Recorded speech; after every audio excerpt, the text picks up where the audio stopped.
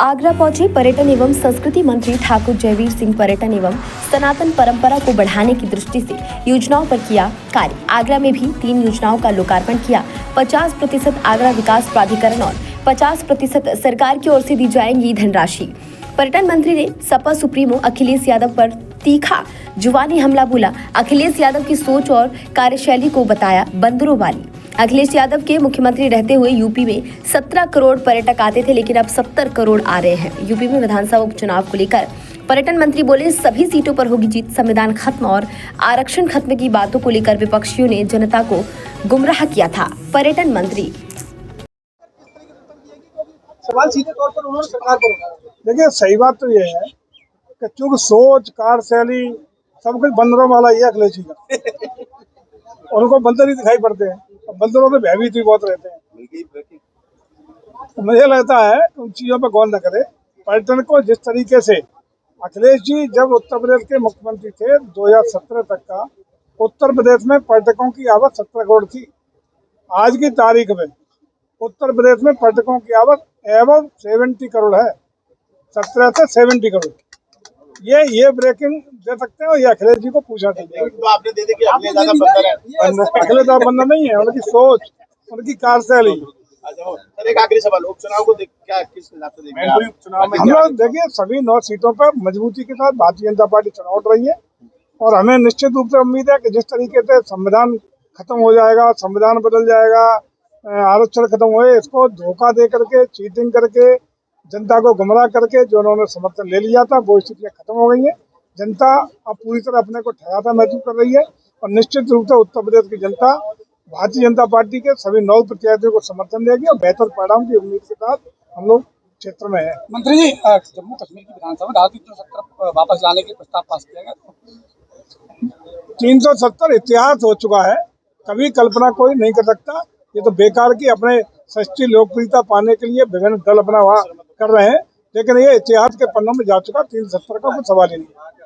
सवाल यही है कि उत्तर प्रदेश में लगातार पर्यटन के क्षेत्र में आगे बढ़ रहा है। आगरा के लिए क्या कुछ नई योजना है और क्या कुछ? जैसा कि आप देखा होगा, आपने आप सुन भी रहे थे आदरणीय केंद्रीय मंत्री श्री एसपी बघेल साहब को, मैंने भी काफी विस्तार से आपको यहाँ बताने का काम किया है। पर्यटन की दृष्टि से और खासकर सनातन परंपराओं को आगे बढ़ाने के उद्देश्य से हम लोगों ने, चाहे धार्मिक पर्यटन हो, इको टूरिज्म हो, मेडिकल टूरिज्म हो, एडवेंचर टूरिज्म हो, तमाम तरीके से हम लोगों ने पर्यटन की दृष्टि से बहुत बेहतरीन योजनाबद्ध तरीके से काम किया है। जहाँ तक आगरा का मामला है, आज भी 3 परियोजनाएं। एक हमने सहभागिता योजना उत्तर प्रदेश शुरू की है, जिसका आशय है कि यदि 50% धनराशि कोई भी मानी जनप्रतिनिधि, कोई भी संस्था, कोई भी अन्य एजेंसी उसको वहन करती है, तो 50% पर्यटन की दृष्टि से उसको डेवलप करने का शेयर प्रदेश पर्यटन विभाग उसको वहन करेगा। इसी के अंतर्गत आज 3 परियोजनाओं का यहाँ लोकार्पण का कार्यक्रम हुआ है, जिसमें 50% का धनराशि का वहन यहाँ के विकास प्राधिकरण ने किया है, और 50% पर्यटन विभाग ने दिया। और बेहतरीन तरीके से समयबद्धता, गुणवत्ता के साथ तीनों परियोजनाओं का आज आपके सामने लोकार्पण का कार्यक्रम हुआ है, जिसके परिप्रेक्ष्य में आज हम और आप यहाँ डाइस में यहाँ बैठे हुए हैं। आपने लगातार कोई प्रयास नहीं है। आपने कहा, मैं बता भी दूँ आपको, मूल बता दूँ, बिना किसी औपचारिकता के बता रहा हूँ। उसकी जो स्क्रिप्ट बना हुआ तैयार खड़ा है, तो कोई दिक्कत नहीं है। उसकी जो स्क्रिप्ट जो लिखी, उसके स्क्रिप्ट में प्रदेश सरकार के जो देखने के बाद जो स्वीकृति है, और एएसआई ने उस पर कुछ आपत्ति जता दी। एएसआई उस पर अनुमति नहीं दे रहा, और खास रूप से उसी पर थोड़ा सा कंट्रोवर्सी चल रहा है, लेकिन बहुत समाधान भी बीच का रास्ता करके निकाला जा रहा है।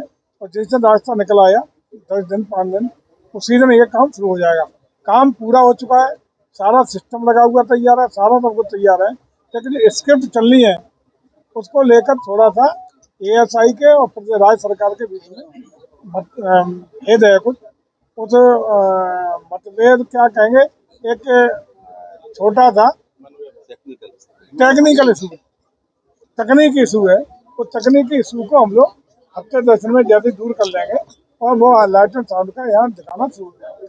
नाइट में ताजमहल खोलने के बाद मंत्री जी के द्वारा कही गई तो अभी माननीय मंत्री के द्वारा एक पत्र भी दिया है, आज ही मिला है, और आज ही उसको मैं जैसे ही कार्यक्रम खत्म होगा अपने शासन स्तर पर अपने प्रमुख सचिव को भेजूंगा। प्रदेश सरकार की ओर से प्रस्ताव ये भारत सरकार को जाना है।